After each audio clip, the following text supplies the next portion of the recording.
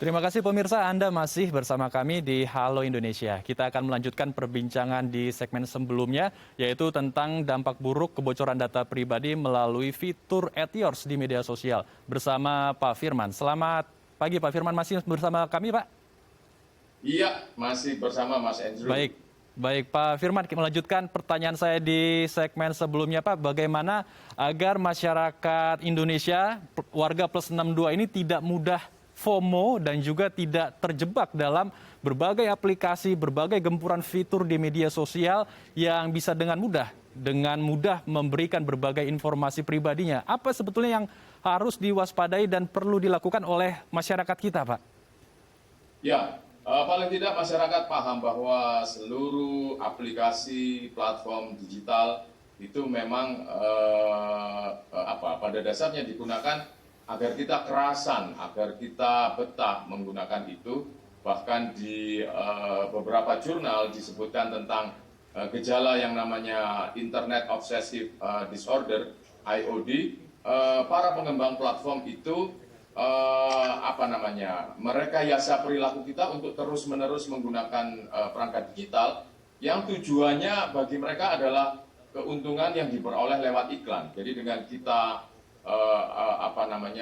berlama-lama di media sosial, mereka akan menyelipkan iklan dan itulah sumber pendapatan dari platform yang paling besar.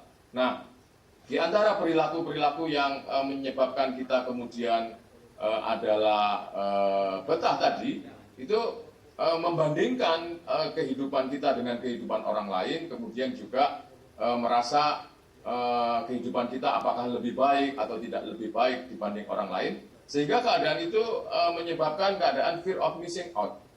Saya dengan orang yang saya acu, orang yang saya lihat terus media sosialnya, apa bedanya? Nah, di situ menimbulkan rasa jangan sampai saya ketinggalan, jangan sampai apa yang orang lain bisa kemudian saya tidak bisa. Nah, itu sebetulnya adalah bagian dari permainan yang terjadi di media sosial. Nah, di sini masyarakat perlu paham sebetulnya apa sih ujung dari permainan saya juga bisa, saya juga tidak ketinggalan dari orang lain. Itu adalah terus-menerus kita berada di hadapan perangkat digital dan terus-menerus kita melakukan sharing konten. Nah, akhirnya di situ akan memunculkan situasi yang kita sebut sebagai oversharing. Apa yang tidak perlu dibagikan, apa yang mestinya tetap di wilayah privat, itu akhirnya dikeluarkan semua. Nah, ini masyarakat perlu paham bahwa sebetulnya perilaku-perilaku mereka bermedia sosial, bermedia digital, itu tidak sepenuhnya adalah perilaku otentik mereka. Itu ada unsur perekayasaan, unsur penstimulasi perangsangan supaya seseorang itu terus ada di media sosial dan membuat konten-konten. Nah, ini yang harus dipahami secara utuh oleh para pengguna media sosial. Baik. Lalu tentu kan pasti ada tujuan tertentu dari penggunaan media sosial. Setiap warga juga pasti juga memiliki tujuan-tujuan tertentu menggunakan sebuah aplikasi ataupun sebuah media sosial. Idealnya, apakah ada standar satu orang itu sebaiknya memegang atau menggunakan berapa media sosial, Pak Firman? Karena kalau kita tahu sekarang media sosial ada begitu banyak sekali variannya dan masyarakat juga bingung nih. Atau bahkan FOMO, semuanya digunakan sehingga ya seperti yang Pak Firman tadi, warga kita, warga plus 62 ini latah dan membagikan dengan mudah informasi data pribadinya.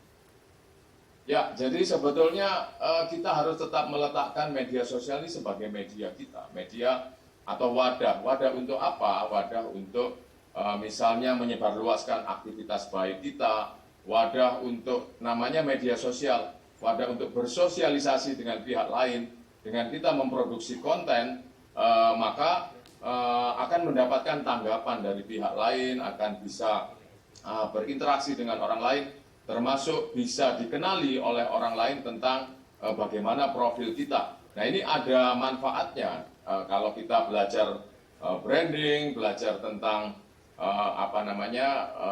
personal branding dan sebagainya. Itu adalah media ini sangat perlu.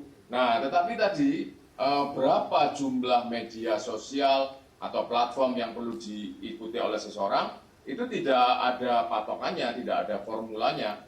Karena walaupun media sosial ini banyak dan terus tumbuh, itu sebetulnya ada tren-tren penggunaannya.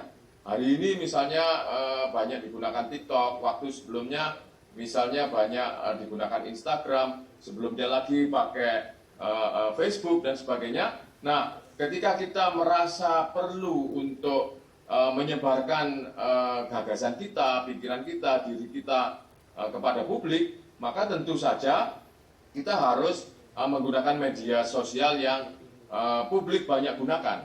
Nah, di sini kita mau tidak mau akhirnya ikut tren. Tetapi apakah kemudian setiap tren harus diikuti? Nah, itu perlu dikembalikan pada pertanyaan, apa manfaatnya kita mengikuti tren tersebut? Kalau memang menguntungkan bagi visi ekonomi, sosial, politik kita, itu tentu perlu kita ikuti. Misalnya yang saya sebut dengan visi ekonomi, ternyata dengan media sosial kita bisa mencapai kemandirian ekonomi, bisa berdagang dengan menggunakan media sosial, menyalurkan bakat kita pakai media sosial, itu hal yang berguna. Demikian juga mungkin secara sosial kita punya misi tentang mengajarkan sesuatu, mewariskan nilai-nilai kepada masyarakat, maka dengan media sosial, tularan dari konten-konten kita ini dapat mempengaruhi kehidupan masyarakat. Atau ketika kita adalah insan politik, ingin menjadi kandidat pemilihan tertentu, maka mau nggak mau kan harus dapat dukungan, harus dikenal oleh publik. Nah, ini bisa menggunakan media sosial. Jadi kalau kita bertanya berapa media sosial yang perlu ikuti, yaitu kita harus hubungkan dengan apa maksud dan tujuan kita menggunakan media sosial. Jangan sampai menggunakan itu hanya benar-benar mengikuti tren yang paling ramai. Apa yang orang lakukan, saya harus serta-merta ikut melakukan, seperti itu. Baik, jadi kembali lagi, jangan FOMO ya, fear of missing out dalam media sosial, dan jangan dengan mudah membagikan informasi pribadi kita dalam media sosial. Terakhir Pak Firman, apa pesan Pak Firman bagi seluruh masyarakat luas dari warga plus 62 yang saat ini sedang hype sekali menggunakan media sosial agar mereka bisa lebih bijak, bisa lebih aware lagi dengan media sosial yang mereka gunakan? Ya, hari ini media yang kita gunakan untuk mempertukarkan informasi, produksi, distribusi, dan konsumsi informasi itu sudah sangat berbeda dengan era sebelumnya. Semua aktivitas kita di hadapan media sosial, di media digital itu bisa menghasilkan, merupakan hasil tambang yang kita sebut sebagai tambang data. Nah, itu bisa menguntungkan bagi pihak lain yang mau mengolahnya, mau menganalisisnya untuk tujuan tertentu, sementara kita mungkin tidak memperoleh apa-apa kecuali kesenangan menggunakan media sosial dan mengikuti tren. Nah, sehingga rasanya kita perlu berhemat, tidak menghambur-hamburkan data. Paling tidak kita juga harus tahu data yang kita sampaikan ini akan dijadikan apa. Kita harus tahu persis sebelum kita memperoleh kerugian atau mengalami kecelakaan seperti dibobolnya rekening atau digunakannya identitas kita untuk aplikasi lain. Jadi hati-hati adalah kata kunci untuk menggunakan media sosial. Baik, kita harapkan diskusi kita hari ini bisa memberikan kewaspadaan bagi pemirsa di rumah agar tidak dengan mudah, tidak sembarangan memberikan informasi pribadinya, agar yaitu bisa mencegah kita menjadi korban dari oknum-oknum yang tidak bertanggung jawab. Terima kasih Pak Firman telah berbagi informasi dan waktu bersama kami di Halo Indonesia. Terima kasih. Ya pemirsa, usai jeda kami akan menghadirkan informasi menarik dan inspiratif lainnya. Tetap bersama kami di Halo Indonesia.